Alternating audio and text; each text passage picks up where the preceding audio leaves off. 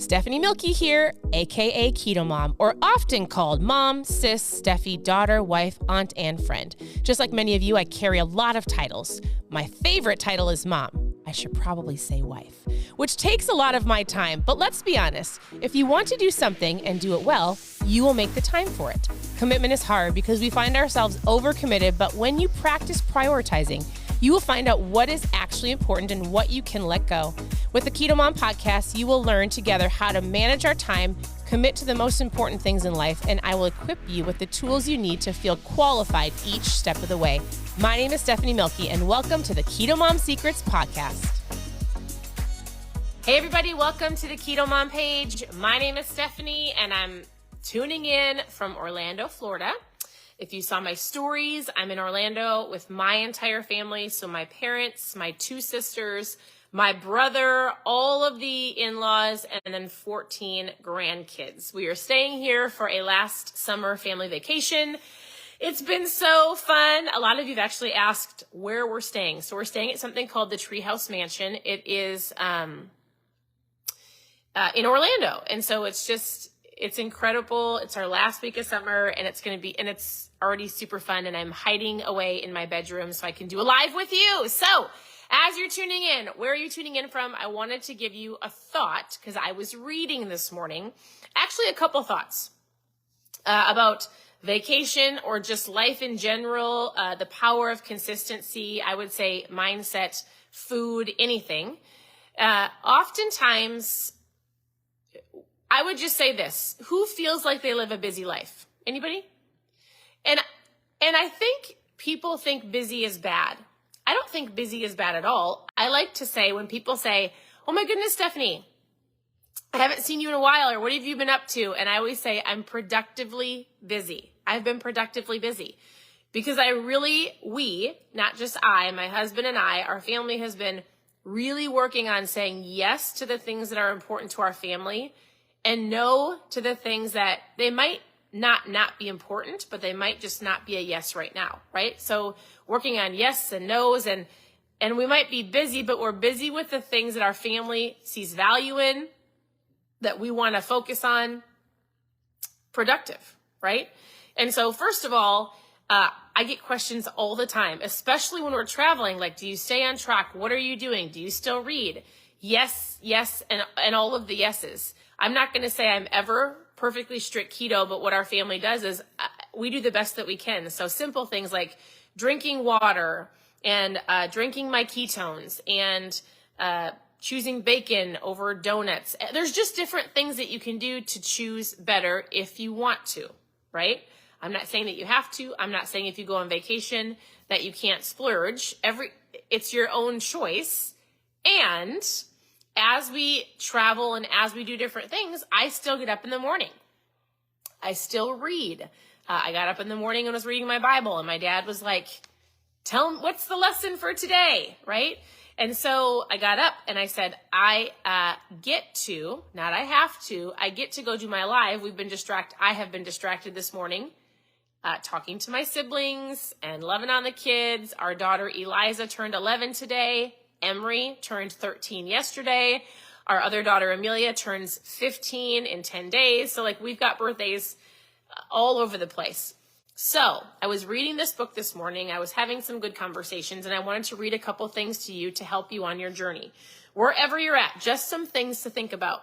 Here on the KetoMOM page, you can always go to ketomomsecrets.com for recipes, how to get started, book club, and anything else that you need. You can continue to tune into the page. We share recipes all day long, different tips and tricks. You can click on the stories feature. I think I'm actually having issues with the stories being shared from Instagram to Facebook. So if you're on Instagram, pop over there, check out what our family's doing. My hope is to inspire you, to encourage you, to give you some tips and tricks along the way and throughout my day. Not just like a post, but like, hey, here's a great option. Hey, don't forget to drink your water. We're in Florida. We're used to being in Minnesota. I just yelled at everybody in the pool. Please stay hydrated. So just being mindful, and I would say the same thing for you. Stay hydrated. All right, here's a couple things I was reading this morning. and I wanted to share with you. So I'm reading out of this book right now. I'm going to start a new book in September. I'm just not 100% sure what I'm going to do. My hope is to help you with your mindset, to make better choices, to make you understand that you are worth it, you are worthy. There's more to your health journey than just food. There's more to losing fat, to getting healthy, to feeling stronger than just the food you put in your mouth. And why that's super important. It has to do with your thinking, the feelings you're feeling, how to control your emotions, to have gratitude. There's so many things that if you were to just make a couple different shifts in your life, you would make better food choices. Interesting thought, right? Here's a couple thoughts for you this morning or afternoon. I guess it's afternoon, isn't it? Don't reinvent the wheel. The fastest way to achieve everything that you want is to model successful people who have already done it. We've talked about that on here. With an almost infinite amount of books, podcasts, anything that you can Google, that's available to you on every single topic that you want to learn from. There's no limit to the knowledge that you can gain through reading or listening. That's number one. I've said that many times. I reread that this morning and I thought, I'm going to share that. Next, I want to talk about something called the gap focus. How many people make a list? Do any of you make lists of throughout the day? Like in the morning, I make a list. I want to get all the things done. Got 10 things to do today. Is there any list makers on here? Tell me if you're a list maker. Say yes if you're a list maker. So he says one of the traps that people fall into, not even just on a daily basis, but on a weekly, monthly, and a yearly basis, is called gap focus. Is it helping or is it hurting? Here's what I mean. He says human beings are conditioned to have what is called gap. They're gap focused. So, hi. Dad went to pick up Jared at the airport. It's fine. All right. So, human beings are conditioned to have what is called gap focused. We tend to focus on the gap between where we are at in life, so where you are today, and where you want to be, right? So you are where you are today. We've got goals. Here's where I want to be. He says between what we've accomplished and what we could have or want to accomplish, and the gap between who we are and our idealistic vision of the person we want to become. The gap in between where we are today and where we want to be. The problem with that is this, that constant gap focus. If you're constantly focusing on right here, right? If you're focused on in the middle, if you're focused on the stuff that you're don't want to go through, but that's a part of it. He says, if you're focused on the gap focus, it can be detrimental to our confidence and our self-esteem because it causes us to feel that we don't have enough, we haven't accomplished enough, and that we are simply not good enough, or at least not good enough, not as good as we should be. And so, hold on, there was something else I wanted to read. There's a whole bunch of stories. Basically says typically when a day, a week, a month, or a year go by and you're so gap focused, it's almost impossible to maintain an accurate assessment of ourselves. What he's doing is this. He's like, I need you to write down your goals. I need you to write down the 10 things that you want to do in a week or a month. And then what happens is you look at that checklist and you might get to the end of the day or the end of the week and go, man, I didn't accomplish 3 things. And you get so fixated on those 3 that you didn't do that it frustrates people. And he goes, why are we focusing on the mess ups throughout the day or the month when we could be celebrating the 100 good things that you did or the 5 good things that you did or the better choices that you did? Because the gap is what causes people to quit. The gap is what causes people to not believe in themselves and to get frustrated and give up. He says the majority of people do dozens, even hundreds of things right during the day and a few things wrong. Guess which things people remember and they replay over and over in their mind. Is this you? Has this ever been you? He said, doesn't it make more sense to focus on the 100 things that you did right and not the 10 things that you missed? The 5 things that you did right today, but not the 1 or 2 things that you maybe made not the best choice. What does this have to, so he talks about journaling. He talks about writing things down. He talks about looking at your life and going, giving it a plus because it benefits you, a negative if it doesn't benefit you, being productively busy and doing the right things, making the better choices. And if you track throughout your day and you celebrate the things that you did, and you look at the things that you missed or weren't serving you, either get rid of it or celebrate and then focus on that the next time.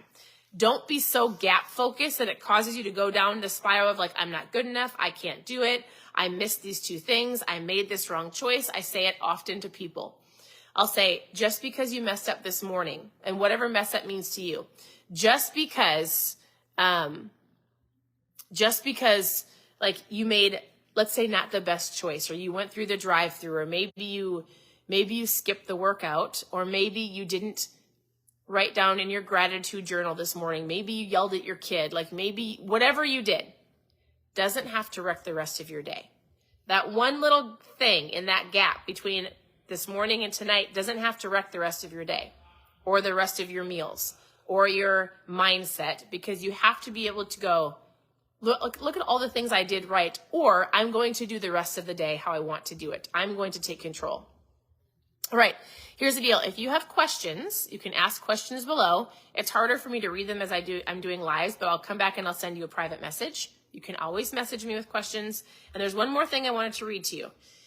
He says, everything is difficult before it gets easy. Every new experience is uncomfortable before it gets comfortable. The more you practice, the more you take action, the more you get yourself to be uncomfortable, right? It will become a normal practice later on down the road. So if you're like, I'm struggling getting my water intake, I'm struggling going to the gym, I don't even like the word struggle. Let's talk about a challenge. Challenge is better, right? Here's what I want you to know. Don't be so gap focused between where you are and where you want to be that you like get in your mindset and then you quit. The only way you fail is if you quit. And let's celebrate the things you're doing right. So maybe take inventory today and go, I'm doing this right. I got up earlier today. I drank my water and I took the bun off my burger. Celebrate, right? I went to the gym. Maybe you didn't do what you actually wanted, but instead of focusing on like, I wanted to be there an hour and I could only last 15 minutes, celebrate the 15 minutes. Does that make sense? So don't be so gap focused that it all of a sudden takes you out and makes you quit. All right, this is the book that I'm going through to give you some little insight throughout the morning or afternoon. That is all. So it's called The Miracle Morning for those people who keep asking. I'm going through The Miracle Morning by Hal Elrod. The Miracle Morning. Hal Elrod, an incredible book. Thank you for tuning in. Continue to tune in. Reach out with questions that you have. I would love for you to press the share button. Sharing is caring. And I hope you have an incredible day. I'm super excited. I'm having a fun time in Orlando with my family, and we have so many more days to come. So you can go click on KetoMOM Secrets on Instagram and watch the stories. I think sometimes the stories work on Facebook on KetoMOM. Otherwise, have an incredible day. Know I'm here to help you. Your presence matters, and we'll talk to you soon. Bye.